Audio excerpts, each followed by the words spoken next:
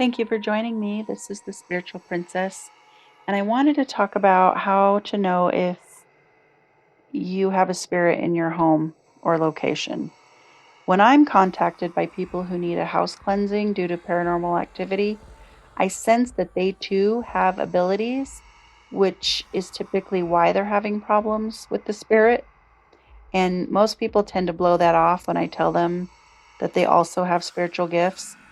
Most people are in complete denial of having any abilities and treat it as if it's a bad thing. And the more the dead gets ignored, the more they misbehave for attention. So, here are some common ways to know if a house or person is haunted, and I have experienced them all at one time or another. Hearing strange noises is one of the first things that people will notice, and you might try to explain it as rodents or the house settling. However you try to explain it away, when you hear heavy footsteps coming towards you or pounding on the window or door when no one else is home, you can't deny hearing strange noises. So that's number one. Number two, are your pets acting strange? Animals have a sixth sense regarding spirit activity, so pay attention to the family dog or cat. If the dog starts snarling or barking at random places in the house, you probably have a spirit present. Number three, a feeling of being watched. And I hate this one, but if there's a feeling when you're alone, you feel uneasy as if someone you can't see is watching you. You could feel drawn to look at a particular place in the room when you're home alone.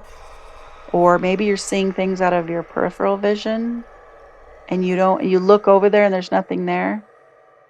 Just if you sense you're not alone, you're probably not. Unless somebody's broken in, you probably have a spirit in the room or the house. So let's see. Number 4 is cold spots. Have you ever been in a heated room and then there's a sudden urge to put on a coat or gloves because it just got cold, the temperature plummeted, and it can just be in one spot of the room? That is a cold spot. One time when I was in my living room, I felt like somebody put a bag of ice on my lap. Like I didn't feel it heavy, but it was just right in my lap. And at that time, we had a little spirit child in our home. And I think she used to crawl in my lap to get comforted. Maybe, when she was scared or feeling lonely. So that's a sign also, having a cold spot. Okay, do you have doors opening or closing? So you can randomly walk into a room to have the cabinet door or drawer open, and when you close it and leave the room and go back, it's opened again. Or maybe you hear a door opening or closing when you're in another room and nobody else is there. Those are all signs of a spirit trying to get your attention. So pay attention to that. Moving objects. These sightings are relatively rare, but somebody might see an object move, like a chair slides across the room or lifts off the ground, or something gets thrown across the room. These actions and behaviors can get dangerous, but they are a serious sign that you have a not so nice spirit in the house. I once had a Christmas candle sitting on a decorative plate in my home. It literally levitated high off the table and crashed onto my hardwood floor, shattered into a million pieces. Of course, it scared everyone in the house, which made me angry, but that's how you know. If you have a spirit, they're throwing things at you, or it could even be like a poltergeist activity, which you're going to need to protect yourself from. Okay, so going on to missing objects. Have you ever put an item down and then you go back to retrieve it and it's gone? It's happened to me. So you ask everyone in the house if they touched it and they all say no. And then you look again and suddenly your missing item is back. You may have a spirit acting out, or you might have the ability of teleportation. This is when someone can move an object without physically touching it. It only happened to me once, where I had a pair of diamond earrings and I put them on a nightstand in my bedroom, and I did that every day. But the next day when I went to put them on, they were gone. And I mean, I had moved furniture, thinking maybe they fell behind or underneath. I could not find them anywhere, and I immediately suspected it was a spirit. So I remember telling them they better return my earrings, and I didn't think it was funny. A few weeks later, I searched again the floor around my nightstand again because I was going to vacuum and I didn't want to vacuum them up. And I had looked underneath the nightstand again, and my earrings were placed perfectly side by side. And I had moved that nightstand weeks earlier. They were not there, but it was like they were on display. It was very odd, like they were carefully placed there. But anyway, I was just happy to have them back. But they can take your keys, they can take all kinds of stuff. So that's a sign that you have a spirit hanging around your house. Okay, seeing shadows. Shadows, like earthbound spirits, if they're lingering, you can see them a lot easier. They become like a shadow or a mist. They can be in the shape of a human. They can be a white or black blob. People generally see them moving with their peripheral vision, and that is an indication of an earthbound spirit being present. Think about the energy operating like a ceiling fan. When the fan is on the lowest speed, you can see each blade turning. That's how an earthbound spirit vibrates. They're at a much lower rate, so they're easier to see with our physical eyes. When the fan is at the highest speed, of course, the blades blur together, so you cannot make out the single blade, even though you know they're there, turning at once. That is how a transcended spirit from the other side vibrates. They're on a much higher level, and they're not as easily spotted with the physical eye because they're on a much higher vibration. A spirit that has transcended usually doesn't show themselves unless they think it will help, like an angel. You know, you'll see them if they're there to help you. And as a medium, that's if an earthbound spirit approaches, I feel like they're far away in a tunnel. I can hear and see them in my mind, but they feel really far away. And that's because I have specific protection around me. And I only allow spirits who have transcended into God's light to communicate messages. But that's how I know if someone from the other side has made that transition or not. Okay, so moving on to the feeling of being touched. Feeling as if somebody's watching you is one thing, but when somebody is touching you, that's quite another. So it's a feeling like you've brushed up against something, or having your hair and clothes tugged on, or when you feel them touch your arm or your face, it feels like cobwebs or fine hair across the skin.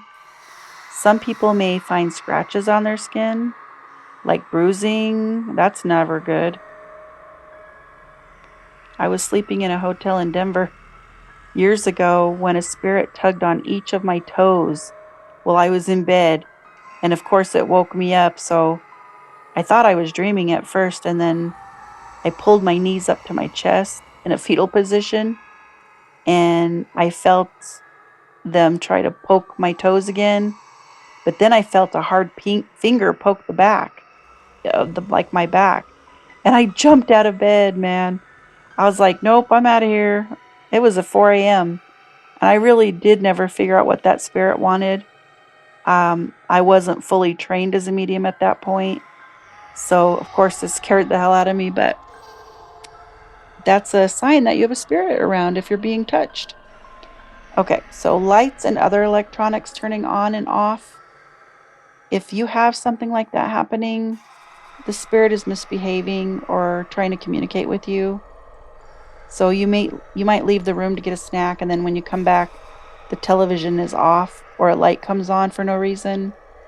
Spirits can easily manipulate electricity, so pay attention to electronics, especially if you do not have an electrical wiring problem. it's probably a spirit just trying to mess around or get your attention. Hearing disembodied voices or whispering. Sometimes people will report hearing their names called or a faint whisper when you're alone, especially. But it could be your imagination, but if it happens repeatedly or you can record it, you probably have a spirit trying to communicate. Okay, so moving on to scents, like smells. If you walk into a room and all of a sudden it smells like perfume or tobacco or, anything, that is a definite sign that you have a spirit present. I've talked about working at the Molly Brown Museum for many years, but I could always tell when Margaret Brown's husband, JJ, was around because you could smell his cigar smoke. It was very present around the home. So that is one way to know spirit just wants to say hello. Okay, see an apparition. Now, all the signs in the world can add up to nothing, but if you see a spirit, then you know without a shadow of a doubt that you have a spirit in the house. So most people who claim to see this apparition, they usually say they're transparent or very pale. They might walk through walls or float around the room. That's a sign that you have an earthbound spirit in the home or location. In fact, I have only seen a full-bodied apparition one time, and it was at my mother's house. And I mean, of course, I gasped because it scared me. And he was a tall, skinny guy with overalls, and he was transparent, but he was right there. I mean, I turned around and he was right there. So, long story short, later we learned it was my mother's grandfather, and so he would have been my great-grandpa. But I don't normally see spirit that way. I see them in my third eye. So when you do see a full-bodied apparition, it's kind of startling for most. Okay, let's move on to haunted dolls. We've all seen the shows regarding haunted dolls moving around, smiling or talking, but I asked my guides why this happens. Why do spirits like dolls? And they said, dolls resemble a human body, so spirits will gravitate toward a doll to feel like they have a physical body again. If the spirit is negative, it will use the doll to scare people. But if the spirit is good, it will not do that and might use the doll's body to feel close to someone they miss. Dolls do not hold any special power. They represent the human body. If someone feels a negative spirit occupies the doll, they should cleanse it and chase out the negative spirit. And if that doesn't work, they will need to destroy the doll. Okay, so moving on to dolls. From dolls, because they freak me out. Let's go on to mirrors, because mirrors hold energy. They can hold it of a person or a place. Mirrors are made from the earth, so it absorbs energy easier than something made of plastic, per se. A mirror can project the energy into a space. So if a mirror came from a hostile place, you would probably have a negative energy in the space if you had that mirror. If there was a negative spirit in a location and someone took a mirror, the soul can attach itself to it to get to the new place. So you have to be careful. It's best to destroy old mirrors from hostile locations. If you do not want to shatter an old mirror, you can try to cleanse it by spraying salt water on it or laying it flat and pouring salt over it and letting it sit for about 24 hours. That should remove the negative energy. And the same goes for jewelry or anything that a negative person might have owned. If you suspect anything is harmful, cleanse it with salt. And if you sense it didn't help the item, then you need to destroy it. You don't want any kind of nasty energy lingering to harm you or other people. So That's why it becomes key to do the responsible thing when dealing with haunted items such as jewelry or dolls or mirrors.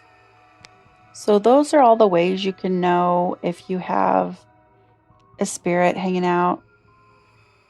And if you know anybody experiencing paranormal activity, you can do things to stop the action. The important point to remember is that you are much more powerful than a spirit because you are living. And most of the time, a misbehaving spirit has reasons for acting out. Usually it's for attention. The most common purpose is that they want to be acknowledged. So if you are somebody who keeps talking yourself out of any paranormal activity or believes it's not happening, the dead will continue to keep trying to prove they are there. Occasionally, the spirit wants to guide you not to make the same mistakes they did when they were living. Let's say, like, somebody's depressed and thinking about suicide. A spirit who has committed suicide might try to communicate with that person to let them know suicide is never the answer. And that will usually scare the person and send them running instead of trying to understand the message or understand what the spirit's there for. Um, Spirit tries to be helpful because they can hear our thoughts, and some of them actually worry about us. A soul can be attracted to a living person for whatever reason. They can follow you. If a soul is negative, they might be enchanted by the person because, say, that person's negative or has frequent negative thoughts, which then the spirit will feed on that destructive energy and stick around, causing more problems such as mood swings, depression, feeling drained, wanting to hurt themselves or harm others. Some spirits can get territorial over the space or land once they lived on, like our angry man. That's why he was there. So they will misbehave to chase somebody out. So, I mean, there's many reasons why spirits do hang around. And as a medium, I always want to know the root cause. That's the most important thing for me, is finding out the root cause of why they're hanging around or trying to bother somebody. So I hope that helped you understand the most common ways to know if your house is haunted or your location of work or whatever it is, and why spirits do that. They do usually do it for a reason. So hopefully that helped explain something, and have a great day or night. Love and light.